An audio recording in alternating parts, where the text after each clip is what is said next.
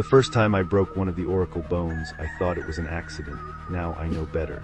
Now I understand why the ancient Chinese emperors kept these prophecies sealed away, why they burned thousands of these bones rather than let their messages be known. Some knowledge was never meant for human eyes. As a visiting researcher at the Beijing Archaeological Institute, I had exclusive access to a newly discovered cache of oracle bones from the Shang Dynasty. These ancient pieces of turtle shell and ox scapula, covered in mysterious inscriptions, were used by royal diviners to communicate with the spirit world over 3,000 years ago. My colleague, Dr. Li Wei, had warned me about handling them too roughly. "These bones are different," she'd said, her eyes never leaving the ancient artifacts. "The inscriptions speak of a special batch, created during a rare celestial alignment. They say these bones don't just record prophecies, they manifest them." I should have listened to her. The first crack happened during routine analysis.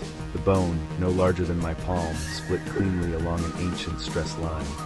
The break revealed previously hidden characters, glowing with an impossible blue light that faded before I could convince myself it was real. The inscription read, "When spring winds blow from the north, the emperor's youngest son shall drown in still waters." 3 days later, I read about a tragedy in Beijing. A government official's young son had drowned in their indoor pool during an unseasonable northern wind. A coincidence, I told myself. It had to be, but curiosity is a dangerous thing. The next break was deliberate. I selected a smaller bone, one with particularly intricate carving. The crack revealed another prophecy: "The earth shall shudder and swallow the proud towers of men." Within hours, an unexpected earthquake devastated a newly built business district in Shanghai.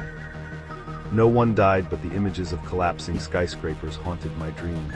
Dr. Li noticed the changes in me. "You look unwell, James," she said one morning, studying my face with concern. "Like you're carrying a heavy burden." She had no idea. I couldn't tell her what I'd done, couldn't admit that I'd continued breaking the bones, reading prophecy after prophecy, watching in horror as each one came true with terrifying precision. The power was intoxicating. Through these ancient fragments, I could glimpse the future, witness destiny unfolding.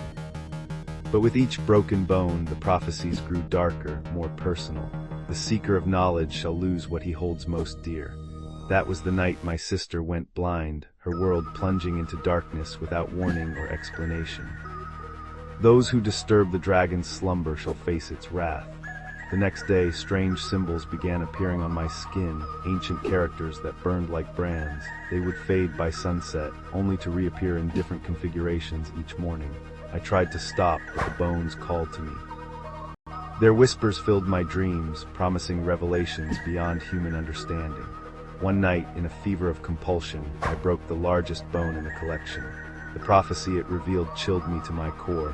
The one who reads these words has set in motion that which cannot be undone. The dragon awakens, and all scrolls of fate shall be unwritten. The changes began immediately. People around me started forgetting who they were, their memories rewriting themselves in real time. Dr. Li came to work speaking perfect French, convinced she'd grown up in Paris. My own past became fluid, memories shifting like sand in an hourglass.